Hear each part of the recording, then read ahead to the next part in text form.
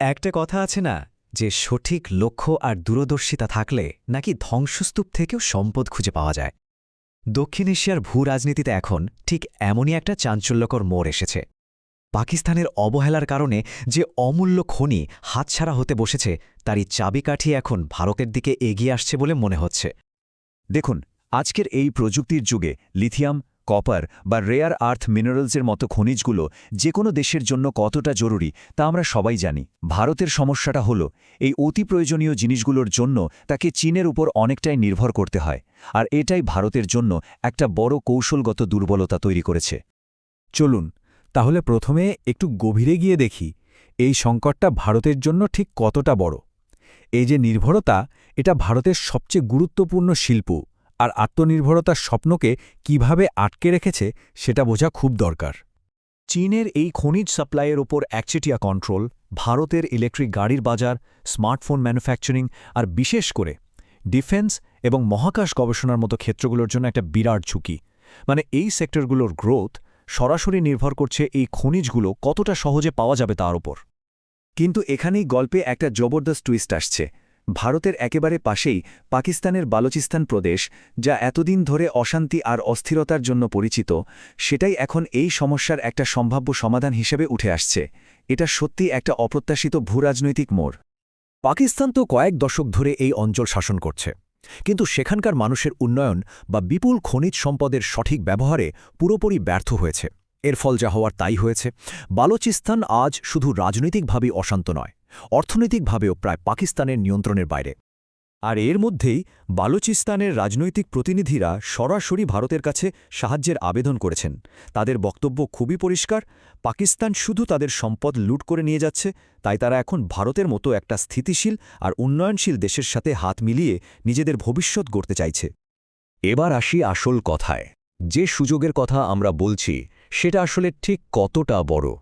এক কথায় বললে বালুচিস্তানের খনিজ সম্পদের পরিমাণ অবিশ্বাস্য। এটা বিশ্বের অন্যতম বড় খনিজ ভাণ্ডারগুলোর মধ্যে একটা। বিশেষজ্ঞদের মতে এর মোট মূল্য প্রায় $6 ট্রিলিয়ন। হ্যাঁ, ঠিকই শুনছেন, এই সংখ্যাটা কোনো গল্প নয়, বরং এমন এক বাস্তব সম্ভাবনা যা গোটা দক্ষিণ এশিয়ার ক্ষমতার ভারসাম্যটাই পুরোপুরি বদলে দিতে পারে। এই বিশাল ভাণ্ডারে কি আছে? সোনা, তামা, লিথিয়াম আর অন্যান্য দুষ্প্রাপ্য খনিজ পদার্থ। মানে আজকের ডিজিটাল বিপ্লবের জন্য যা যা দরকার তার প্রায় সবকিছুই। আর ভারতের শিল্প খাতের জন্য তো এগুলো লাইফলাইন। এটা শুধু কোনো আন্দাজ নয়। যেমন ধরুন এই অঞ্চলের রেকো ডিক খনি, যেটা কিনা বিশ্বের অন্যতম সেরা সোনা আর তামার ভাণ্ডার হিসেবে পরিচিত। এটাই প্রমাণ করে যে এই বিপুল সম্পদ কোনো কল্পনা নয়, বরং একেবারে সত্যি। কিন্তু একটা প্রশ্ন তো আসেই, তাই না? আমেরিকা বা চীনের মতো এত বড় বড় শক্তিধর দেশ থাকতে বালোচ নেতারা ভারতের উপর কেন এত আস্থা রাখছেন? উত্তরটা লুকিয়ে আছে কূটনীতির বিশ্বাসযোগ্যতার মধ্যে।